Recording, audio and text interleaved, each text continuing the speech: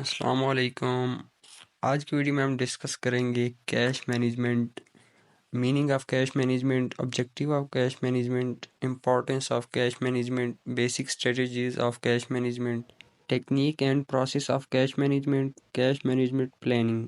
ये बहुत important topic है, तो चलें वीडियो को शुरू करते हैं। बेसिकली कैश ऑफ मैनेजमेंट वो है जिसमें बैंक बैलेंस और साथ ही जो शॉर्ट टर्म डिपॉजिट होते हैं बैंक में, हम उसको कैश मैनेजमेंट कहते हैं। अगर इस कंसेप्ट को ब्रॉडर सेंस में देखें तो इसमें इक्विवेलेंट जो भी लिक्विड एसिड होते हैं उसे भी हम इंक्लूड करेंगे। फाइनेंस मैनेजर को कैश मैनेजमेंट रिक्वायर्ड होती है जो कि कैश इनफ्लो और आउटफ्लो को कैरी आउट करने के लिए रिक्वायर्ड होता है। इसके बाद आता है objective of cash management. Objective क्या है? इसका जो ऑब्जेक्टिव है वो है, फर्म बहुत सारी पेमेंट करती है सप्लायर को रॉ मटेरियल के लिए या वेजेस के लिए, तो वो एक शेड्यूल होना चाहिए।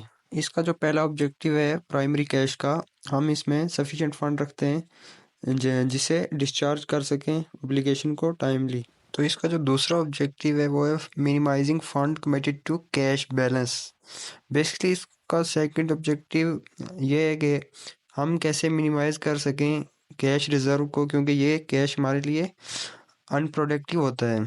अगर हम इसको रिजर्व रखेंगे तो कंपनी ये चाहती है कि हम कौन सी स्ट्रेटजी अपनाएं जिससे हम कम से कम अपने पास कैश रिजर्व रखें। तो इसके बाद आता है importance of cash management. Cash management की क्या इम्पोर्टेंस है?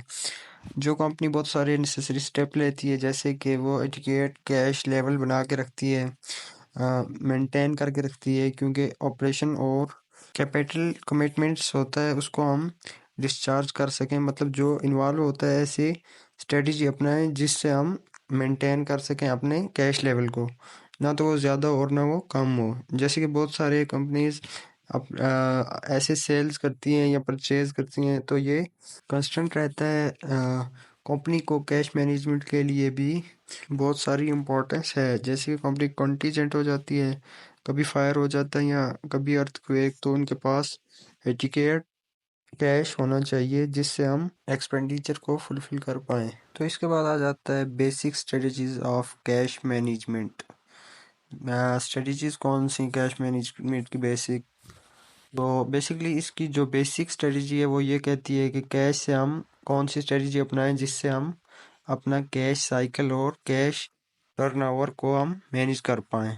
ये इसकी बेसिक स्ट्रेटजीज होती हैं। तो इसके बाद आता है technique and process of cash management. तो इसमें हम सबसे पहले कैश मैनेजमेंट प्लानिंग करेंगे, मैनेजिंग कैश फ्लोज, उसके बाद managing cash inflows, cash outflows.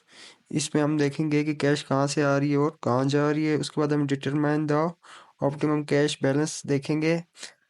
उसके बाद आता है इन्वेस्टिंग सरप्लस कैश, मतलब जितनी हमारी कैश रहेगी उसके मुताबिक हम अपनी नीड को पूरा करेंगे। तो इसके बाद last one cash management planning. Cash management planning क्या होता है?